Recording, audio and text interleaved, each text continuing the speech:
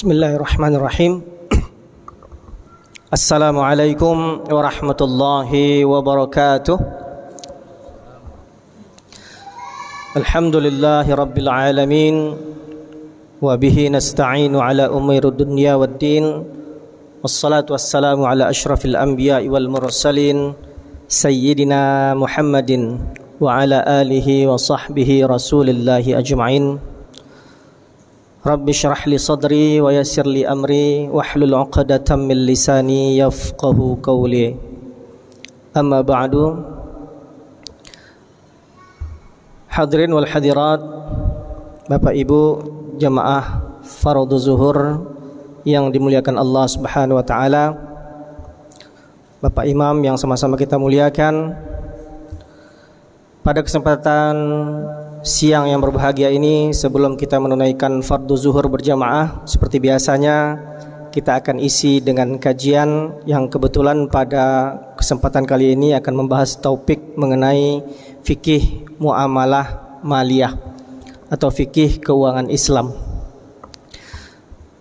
Bapak Ibu hadirin wal hadirat yang dimuliakan Allah, kita sama ketahui bahwa Allah Subhanahu wa taala di dalam Al-Quran dan Rasulullah sallallahu alaihi wasallam di dalam sunnahnya, di dalam hadisnya telah mengharamkan riba.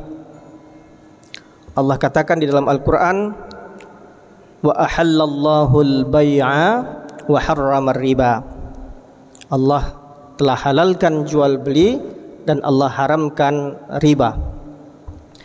Kemudian di hadis Rasulullah sallallahu alaihi wasallam dikatakan, la'anallahu akilar riba wa mukilahu wa katibahu wa syahidaihi wa kulluhum sawa finnar. Rasul katakan bahwa Allah Subhanahu wa taala melaknat orang yang memakan riba, artinya orang yang menerima pembayaran riba, kemudian mukilahu, orang yang membayar riba, kemudian wakatibahu, orang yang menjadi penulis daripada transaksi riba, wasyahidaihi, dan dua orang yang menjadi saksi dari transaksi ribawi. Kata Rasulullah, kulluhum sawa finnar, mereka semuanya sama ada di dalam neraka.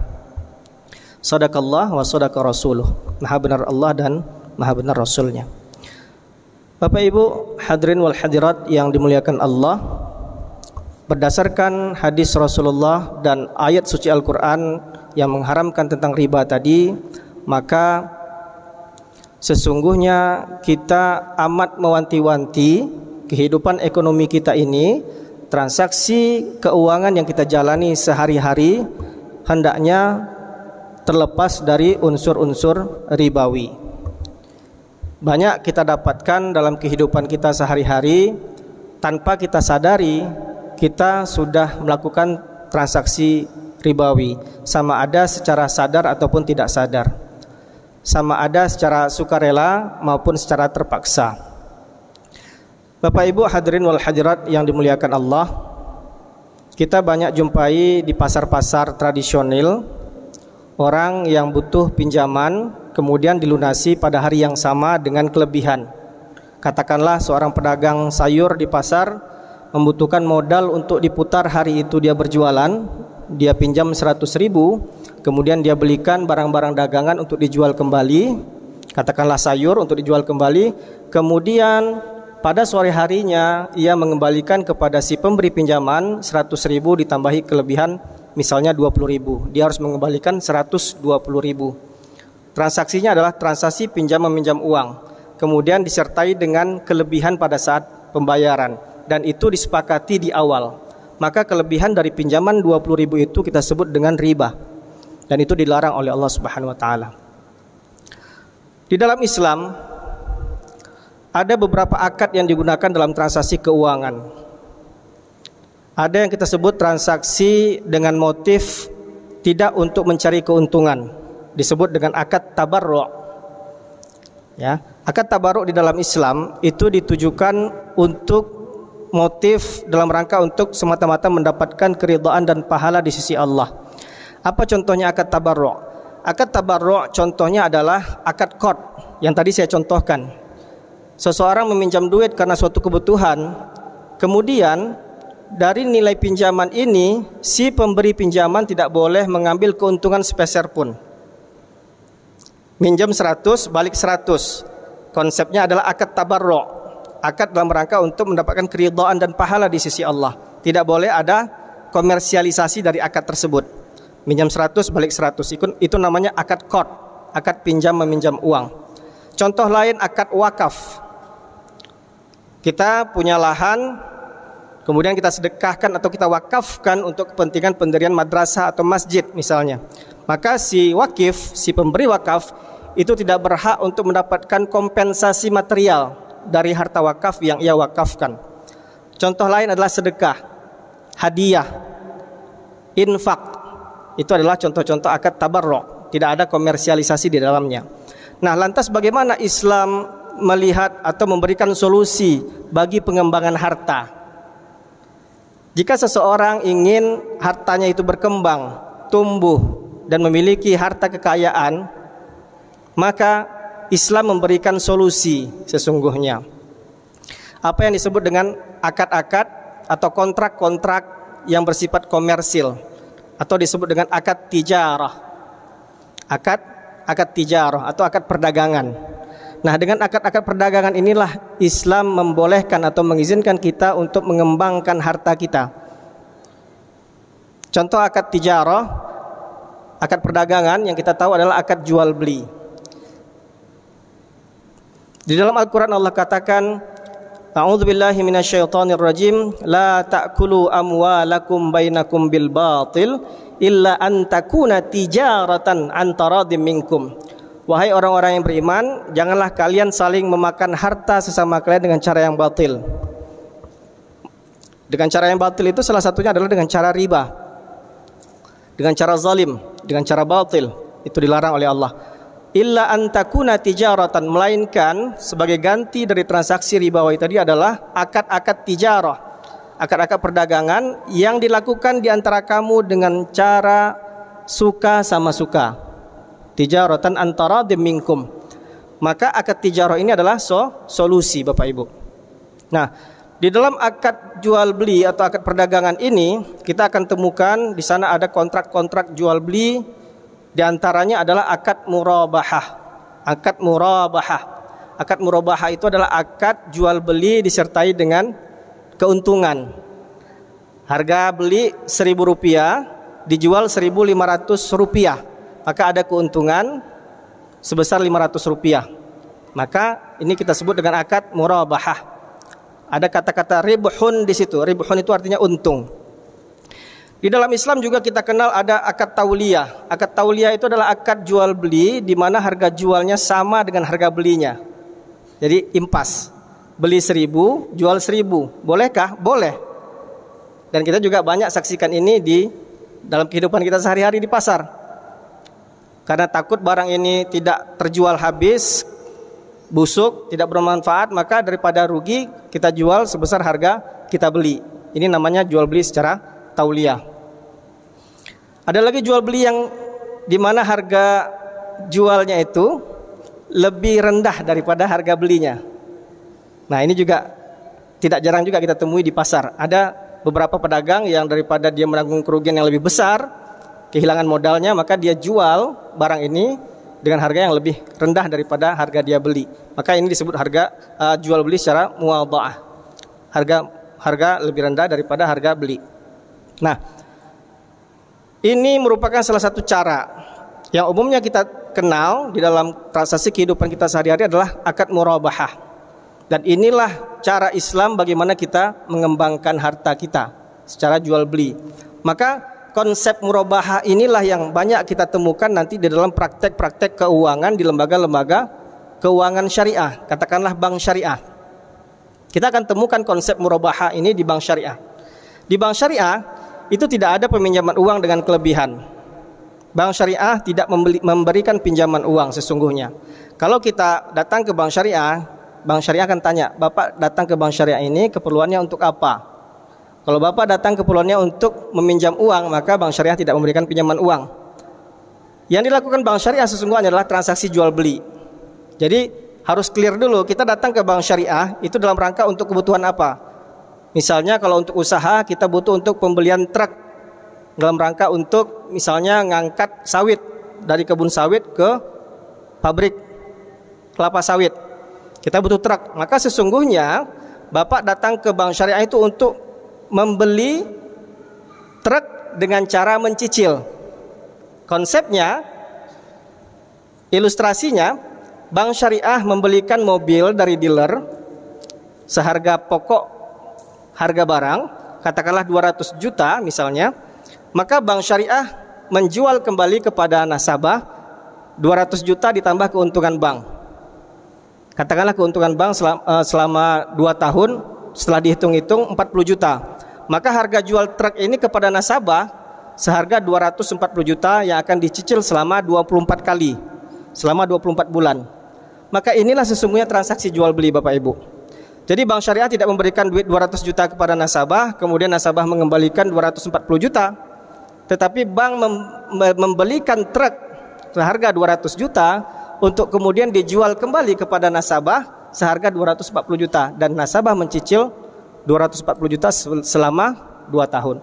Maka inilah sesungguhnya, kalau kita fahami dan selami akad-akad yang ada di bank syariah, itulah sesungguhnya yang terjadi di bank syariah. Bagi orang yang tidak faham, bagi orang yang tidak mengerti, mereka menganggap wah sama saja, ya, sama-sama duit 200 juta awalnya, kemudian mengembalikan 240 juta, sama-sama bank mendapatkan untung sebanyak 40 juta. Di bank konvensional juga untung 40 juta dengan konsep pinjam meminjam uang dengan kelebihan. Di bank syariah sama-sama untung juga 40 juta, tapi dengan konsep kelebihan itu ditimbul karena adanya transaksi jual beli. Maka di dalam Al-Baqarah Allah katakan, wa ahallallahu al-bai'a wa harramar riba. Allah halalkan yang jual beli ini tadi, keuntungan 40 juta dari jual beli, dan Allah haramkan riba yang kelebihan dari pinjam meminjam yang 40 juta tadi. Tipis memang Bapak Ibu. Maka Islam melihat bukan pada hasilnya, tapi pada prosesnya Bapak Ibu. Walaupun hasilnya sama 40 juta, tapi proses yang dilakukan berbeda. Sama halnya ketika kita makan ayam goreng. Yang satu ayam gorengnya itu disembelih dengan bismillah, yang satu lagi dipatahin lehernya gitu. Keduanya sama-sama digoreng, jadilah ayam goreng. Hasilnya sama, ayam goreng, rasanya juga sama-sama ayam goreng.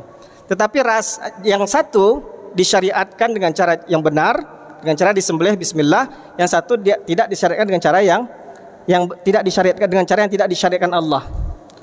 Walaupun hasilnya sama ayam goreng, tetapi kalau kita selami, kita pahami dengan baik, maka itu adalah sesuatu yang sesungguhnya berbeda. Itulah sesungguhnya Bapak Ibu. Maka inilah yang perlu kita pahami sesungguhnya, apa akad-akad yang digunakan di bank syariah. Itu adalah salah satu bagaimana kita cara mengembangkan harta.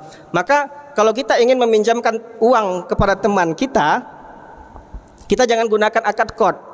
Karena kalau akad qard yang kita gunakan, maka kalau kita beri pinjaman 100, kembalinya juga harus 100. Kita nggak bisa mendapat keuntungan dari akad qard. Tapi kalau kita tanya teman itu butuhnya apa, butuh untuk beli motor misalnya, maka kita pergi ke dealer sama dia. Bapak mau motor yang mana? Ditunjuknya yang ini. Oke, saya belikan dari dealer 10 juta. Nanti Bapak cicil ke saya 10 juta ditambah keuntungan saya 1 juta. Ya. Maka kita dapat keuntungan 1 juta dari transaksi jual beli. Maka si Bapak tadi yang minjam ke kita itu, dia nyicil ke kita 11 juta itu selama berapa tahun sesuai dengan kesanggupannya. Ya. Jadi jangan kita berikan dia pinjaman 10 juta, kemudian kita minta lebih dari dia sebesar 1 juta di awal. Walaupun sama-sama 1 juta keuntungannya, tapi yang tadi yang jual beli boleh, yang pinjam meminjam dengan kelebihan itu tidak dibenarkan oleh Allah Subhanahu wa taala dan Rasulnya. Tipis sebenarnya Bapak Ibu. Tipis perbedaan antara riba dan keuntungan dalam transaksi jual beli. Nah, di bank syariah sesungguhnya tidak hanya akad jual beli saja yang kita temukan. Jadi di dalam Islam, solusi dari transaksi ribawi, bagaimana kita mengembangkan harta kita, itu tidak hanya jual beli. Yang lain, akad tijarah yang lain yang digunakan adalah akad sewa, biasanya akad sewa. Ada lagi akad bagi hasil. Ada lagi akad bagi hasil. Nah, nanti kita akan pelajari lebih jauh tentang akad-akad ini. Bagaimana akad sewa menyewa yang dilakukan di bank syariah, bagaimana akad bagi hasil yang dilakukan di bank syariah, kemudian bagaimana bank syariah itu menghimpun dananya dari masyarakat. Fungsi bank itu kan sesungguhnya menghimpun dana dari masyarakat. Bagi yang berkelebihan uang disimpan di bank, kemudian oleh bank dana ini diputar sehingga menghasilkan pendapatan, kemudian diputarnya dalam bentuk apa? Dalam bentuk penyaluran kredit atau pembiayaan kepada masyarakat yang memerlukan dana. Nah, baik dari sisi menghimpun maupun dari sisi menyalurkan, itu semuanya dilakukan dengan konsep syariah, dengan akad-akad fikih muamalah. Maka penting bagi kita untuk mempelajari fikih muamalah ini, mempelajari mana yang boleh dilakukan, mana yang tidak boleh dilakukan. Karena di dalam kaidah fikih muamalah itu al-aslu fil asya atau al-aslu fil muamalat al-ibahah. Hukum segala sesuatu di dalam perkara muamalat itu adalah boleh. Illa ma dalla dalil ala khilafiha. Kecuali ada dalil yang melarangnya. Maka segala sesuatu di atas muka bumi ini, perkara muamalat itu adalah boleh hukum asalnya sampai ada dalil yang mengharamkannya. Makanya muamalat itu luas sekali cakupannya.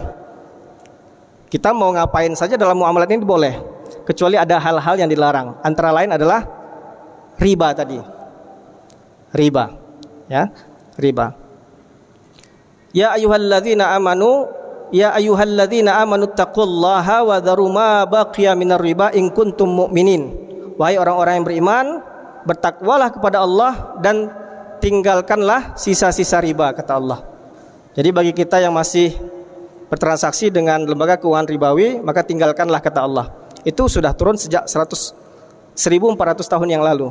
Wa dharu ma baqiya minar riba in kuntum mu'minin. Jika kamu benar-benar beriman. Fa illam taf'alu fa'dhanu biharbin minallah. Jika kamu tidak meninggalkan sisa riba itu, maka ketahuilah kamu akan ditantang perang oleh Allah dan Rasulnya. Fa'dhanu biharbin minallahi wa rasulih. Allah menantang perang orang-orang yang tidak meninggalkan sisa riba. Wa in tubtum falakum ru'usu amwalikum. Jika kamu bertaubat dari mengambil riba, maka bagimu adalah pokok harta kamu. Maka yang tinggal itu hanya ada pokok modal daripada pinjaman yang kita berikan. Jangan lagi kutip ribanya, bunganya. La tazlimuna wa la tuzlamun. Dengan begitu kamu tidak menzalimi dan juga tidak dizalimi. Itu firman Allah Subhanahu wa taala di dalam Al-Baqarah. Bapak Ibu hadirin yang dirahmati Allah, barangkali waktu yang membatasi kita. Pada pertemuan yang akan datang kita akan bahas bagaimana Bank Syariah melakukan aktivitas transaksi non ribawi berdasarkan akad-akad syariah lainnya selain transaksi jual beli. Mudah-mudahan yang sedikit ini bermanfaat dan memberikan pencerahan bagi kita semua. Wal afu minkum billahi taufiq wal hidayah. Wassalamualaikum warahmatullahi wabarakatuh.